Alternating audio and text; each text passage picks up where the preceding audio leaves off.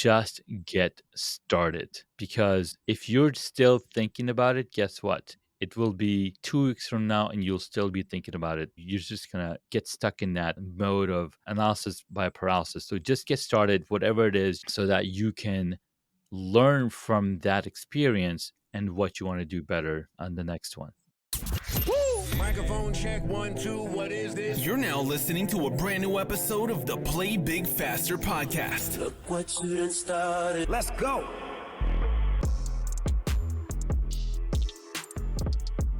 Welcome to another episode of the Play Big Faster podcast. We're joined in this episode by Junaid Ahmed, a home design architect, and I'm really excited to have him here. If any of you have seen my videos, you know that I don't have the most pristine studio, but we get some good information to you guys. So I'm so excited to get some tips, give you some tips on just how to get your home studio together and also upgrade the quality of the services that you offer through some of the tips that Junaid is going to talk us about today. Welcome to the podcast. Thank you so much, Ari. I'm super excited to be here. Your origin story in terms of being a home studio architect starts around COVID, I think, right? Yes, it does. It absolutely does, mainly because we spent a lot more time at home. And I'm like, wait, I want to be in front of a camera. I've been behind camera all this time. What I need to do to look better. And as podcaster, I've been following some really good podcasts over the years. One person specifically was Pat Flynn, and he shared what he was doing in the pandemic space. And he was doing these live streams every single day. And when he shared this list of gear that he has in his studio, I was like, wait, I have all of this gear. I can set up my space to look like just like him. So that's how it started into actually building up my own studio and then helping others as well. So I know some of this can, kind of be scary to some folks if you're not familiar with the equipment. When I first started thinking about doing a podcast, I also watched some of Pat Flynn's videos, tried to get some of the similar equipment, but I spent a lot of money on things that I maybe didn't need or did not know how to use. So where do you start if you're someone who is totally unfamiliar with video setup and putting together a studio? Where is square one? I think the square one comes down to your ability to speak to camera. I think that's the number one thing most people don't think about, because yes, anybody can go but it's the struggle of showing up on camera and actually having that right messaging is wimbles. And to tell my story, when I wanted to start my podcast, I was like, oh my God, I need the best microphone, or I need a microphone to record that conversation. I went and bought that microphone, and guess what? Did my podcast start? Not at all, because that microphone just hung out, because I still had to figure out what it is that I was going to start talking about on the podcast. I didn't really have a story, as we all have stories, but I didn't know how to tell my story. So I was like, I don't have a story. And luckily I was listening to Gary Vaynerchuk's book, Crushing It. And in that book, there's a ton of stories, Pat Flynn's included, along with other amazing entrepreneurs who, number one, documented their journey and found the story. So at the end of the book, Gary was like, don't worry about your story, just document your journey. So I was like, okay, I got to document my journey. What journey am I documenting? We all live our lives, and on a day-to-day basis, we're all working, we're all an job, we're raising kids. There's so many different things that you can document, but it's never on top of mind because we're inside that bottle. And it just so happened that I had finished my beekeeping course to become a beekeeper. I was like, oh my God, I'm going to be starting beekeeping. That's the perfect journey to document. And what best way to do that but on the podcast? And as I'm stacking all of these information together, I was like, okay, how do I even start the podcast? Yes, I'm going to documenting beekeeping, but how do I start it? And my friend, again, it's important to talk about your ideas with friends or people around you, because they're going to give you ideas from a different perspective, because they see the bottle from the outside. So he's like, hey, you should talk about Queen Bee. I was like, of course, I'm going to talk about Queen Bee. You can't have a beehive without a queen bee. He's like, no, Beyonce, she's Queen Bee. I was like, what? I had no idea. So I started the podcast that first day and I recorded it on my phone in my car because when that motivation hits, you want to capture that as soon as you can. And what's beautiful is that we all carry these amazing devices in our pockets that can do all of the stuff that we want to do. So I jumped in my car and I talked about Queen Bee and I apologized to Beyonce on audio. So that's how my podcasting journey started. It was all on audio. I have this $120 microphone sitting at home, but I'm recording it on my phone in my car because that's the easiest thing. So the first thing that I recommend anybody to do to set up their studio, start using what you have, start talking about what you're doing, because that's going to then validate you to spend additional amount of money or investment into the space that you want to build out. And I love your approach because it really is the most common sense way to start. Not spending thousands of dollars on equipment, but actually building. I remember our first conversation because I've been a guest on your podcast as Hmm. well, which was an awesome experience. Thank you. And you shared some things with me about lighting, just some things that I had not even considered. I'd love for you to talk a little bit about how that's important when you're setting up your studio and you're just really considering what your space is going to look like. 100%. So the first thing that I talk about in any of my trainings or any of my consults is let's figure out what your room looks like because that's going to give you some ideas of where the light's coming from, where's the distractions. Start with a window or start to figure out, hey, where is the light sources coming in? And then use that light source as something that's going to light you up as opposed to looking directly into the camera because that's something that you want to avoid. Just like how we don't like to look at the sun, we like to have sunglasses or we like to have shades and whatnot. The camera is the same way, doesn't want to look at those lights. So we want to make sure that the light is pointing at you and you're basically seeing in the best light possible. And if you're on video, you can see I'm showing a reverse shot of what I'm looking at. So I have two light sources in front of me that are again lighting me up so that I show up on the camera, whereas everything else is dimmed down because people are more interested in the talent, the entrepreneur, the person in the video because you have a message that you're sharing. So start with the lighting. Now, that was a lot of fancy equipment, and I love it. Absolutely love it. If you don't mind, what are some, and I know for the folks that are listening and not viewing the video, but what the equipment that you're using, if you can just tell us what it's for, Of course. and how you use it. 100%. So I'm using different lighting in my space. So focusing on lighting again, first you start with a window, but if you don't have access to windows, let's say your room in a place where you don't get direct sunlight, or if you do get direct sunlight, it's in the wrong time of the day or whatever. So if that's the case, then you want to set up a space where you have 3-point lighting. Now these 3-point lighting, one key light directly in front of you and another fill light that's then lighting you up from the side so you are standing out. Then the third light is basically a hair light which lights you up and separates you from that background. So those are the three types of lighting that you want to look at. Or the first inventor, and the second thing that I always focus on is the microphone. The microphone makes sure that people can hear you accurately, correctly, and that AI can also detect what it is that you're talking about. So again, audio is how we communicate with each other. Just like you mentioned, Sherry, this is an audio podcast. So people are going to be listening to this conversation. So the clearer the sound, the most softer the sound, the closer you are from the microphone, the less the computer and the less the people have to work to understand what the message is. So again, first thing you want to focus on lighting, second thing you want to focus on audio, but the first investment that you want to make in is the microphone. So get a good microphone that's going to capture your audio, that's going to capture your messaging correctly. Now I have some additional cameras that I was showing off. That's only because I want to show people we are visual learners. So I want to show people what it looks like from your perspective when you're sitting in a space, we from our eyes and what is what you like. But as soon as you turn the camera on, we never paid attention to our background because that's not where our eyes are only in front of our heads.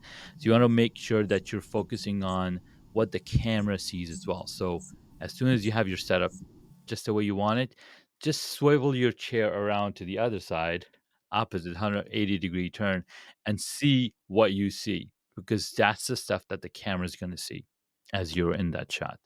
So again, start with lighting, invest in your first audio, then use the cameras that you have. It could be a webcam, it could be a smartphone. You go further up by spending more money on additional equipment.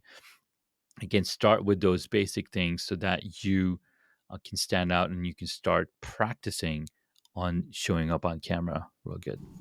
So, one thing you mentioned when you talked about swiveling around in your chair, what are your thoughts in terms of backgrounds? Because at the height of COVID on Zoom or a program similar to Zoom, we're using Squadcast to record this episode. Mhm. But what are your thoughts on maybe a green screen or a virtual background versus actually having a real background and people seeing where you actually are?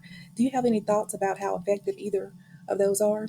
Absolutely. So during the pandemic, we had dire situation. Not everybody had been in front of camera, so they just jumped on and did the best that they can. Virtual backgrounds provide that low key maintenance, but again, people were still disappearing into their backgrounds because they didn't have good lighting.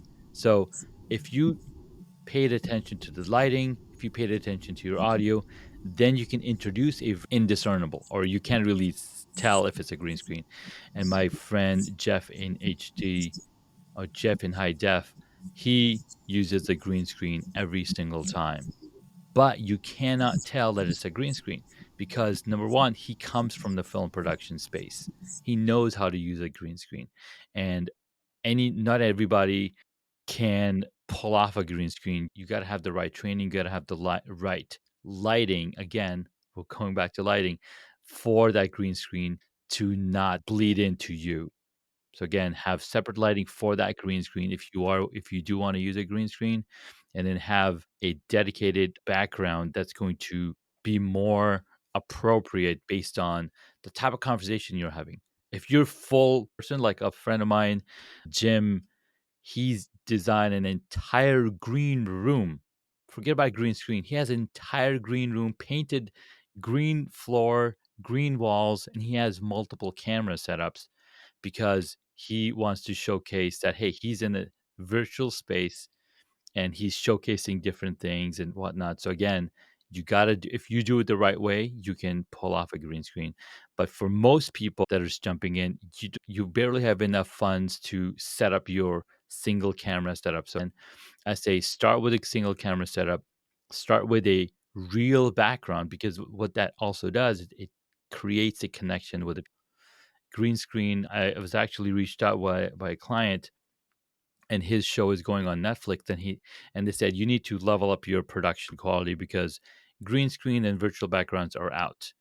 It not only does it disconnect you from the people that you're talking to on the other side, it also doesn't build trust in the audience. So you want to be as real as possible, and especially in this world of AI, you never know what is real, what is not. So the more real you are, the better it is for your audience. Now, and you mentioned earlier too that you had gotten some inspiration from Pat Flynn, but also I think you say you follow Holotop, and I'm going to mess her name up. Halataha. Holotop, yes. Yes. Salataha is a great friend of mine, and we've been working together. I've been able to help her build her studio setup when she was ready to build her studio. And past 2 years, we've gone to podcast movement where we set up these podcast booths as well. Now, for those of us who may not have the time or just the knowledge to get all this stuff done, Mhm. I think you've put together a really nice book that will help us with some of the essentials. Tell us a little bit about it. 100%. So, a book that I recently published is called Seven Stages of Home Studio Evolution. The reason I set the seven stages is because every single person is on a different stage from another person. Just like in life, we are in different stages. You might be at the first light versus the second light. We're all at different steps in our lives on where we are in business. So, same like that, your studio has 7 different stages, and it could be 5 stages, could be any number of stages, but they're like this number 7 is because 7 is a cool number, 7 days of the week, stepping away from the definition of number 7. So the 7 stages start with the novice. In this stage, I say, "Hey, start with a phone you have. If you can, add a microphone to that phone, could be a wireless one or it could be a wired one. It's gonna help with the audio better." And we are recording this episode on the 19th of September 2024, which means tomorrow on the 20th of September, iPhone 16 is going to be available. Now, the reason I want to mention that is iPhone 16 has 4 microphones built in, which automatically enhance your audio with the intelligence that they've put in place. So again, stage 1 is our novice stage is using your camera phone or using your smartphone as a camera. The second stage is now you're ready to invest in some audio. You've invest in the microphone and now you're on the hobbyist level. It's still a hobby because you're recording content, you're practicing what the different gear you want to purchase to be qualified as a different level, but then it also gives you the ability to grow into your space. Like when I started, I just had a simple camera in front of me, a single monitor down here, and a microphone. And then over time, I added lighting, I added things on the wall that keep the sound contained.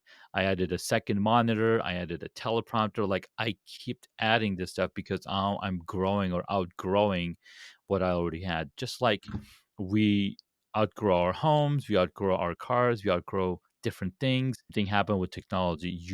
You're outgrowing, and even using the fastest computer, you'll be like, "Oh my god, why is this computer so slow?" Without remembering it used to be so much slower just a decade ago. So again, we are constantly growing, so our needs are also going to grow, and so we go from one stage to the next stage. So, where can we find your book? So the book is available on Amazon. You can just type in 7 stages of home studio evolution.